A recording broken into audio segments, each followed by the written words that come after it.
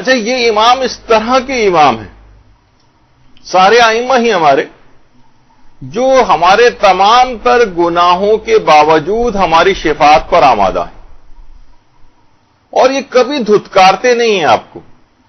کتنا ان کا خیال رکھنا چاہیے. کتاب جو ہے اوالی اللیالی، اس کی پہلی جلد میں ہے کہ ایک دشمن اہل بیت ہمارے چھٹے امام امام جعفر صادق علیہ الصلوۃ والسلام کی خدمت میں آیا صلی اللہ علیہ وسلم،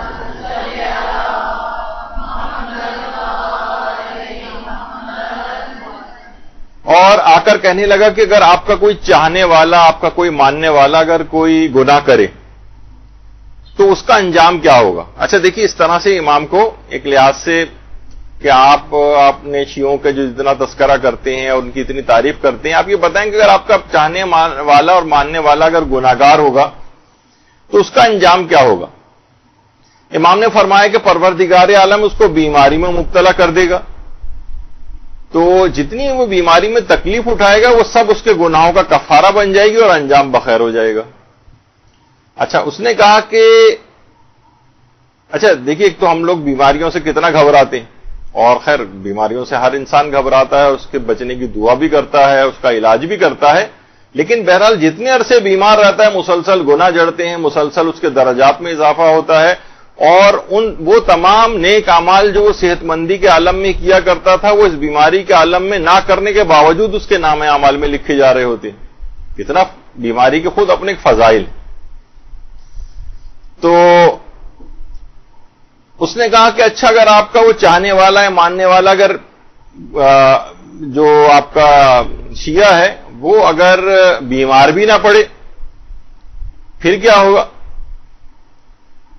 تو امام نے فرمایا تو پھر پروردگار عالم اس کو ایک برا پڑوسی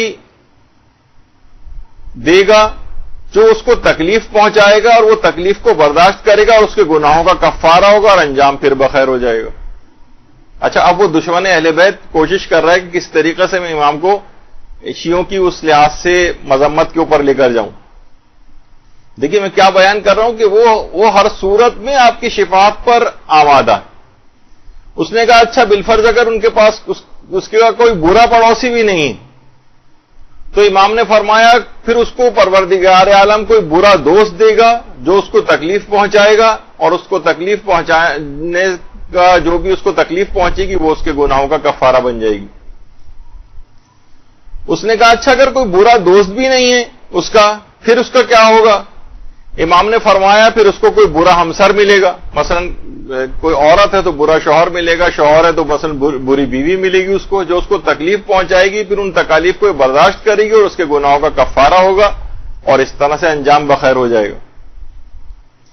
کہا کہ اچھا مولا اگر یہ بتائیے کہ اگر اس کو کوئی برا شوہر یعنی برا شوہر یا بری بیوی سے وہ ملے گی، تو اگر یہ دونوں بھی اگر نہ ملے اس کو تو پھر کیا ہوگا. تو کہا کہ پروردگار عالم اس صورت میں اس کو مرنے سے پہلے توبہ کی توفیق نصیب فرمائے گا اور اس کا انجام پھر بخیر ہو جائے گا. اچھا اب اس نے اب سمجھ میں نہیں آ رہا اس کے کہ میں کیسے آخر امام کو ایک لحاظ سے پھنساؤں اپنے اس جملوں کے اندر.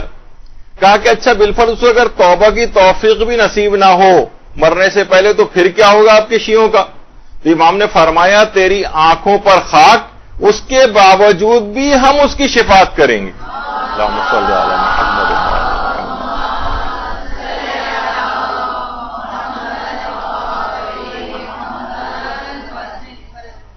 تو اتنی یہ امام یہ اس قدر اپنے چاہنے والوں سے، اس قدر اپنے ماننے والوں سے محبت کرتے ہیں، ہر طرح سے ان کا خیال رکھتے ہیں. اب ان کے چاہنے والوں کو کس قدر اس بات کا اہتمام کرنا چاہیے کہ اپنے امام کے اتنے چاہنے والے امام کا دل نہ دکھائیں. یہ جو بھی کلمہ منہ سے نکال رہے ہیں سب کچھ امام تک پہنچ رہا ہے، ان کے دل نازنی کو زخمی کر رہا ہے، ان کو غمگین کر رہا ہے. کتنی ہم کو اس بات کی کوشش کرنی چاہیے کہ اپنے زمانے کے امام کو ہم ناراض نہ کریں، ان کے دل کو تکلیف نہ پہنچائیں. برحمتك يا أرحم الراحمين وصلى الله على محمد وآله الطاهرين.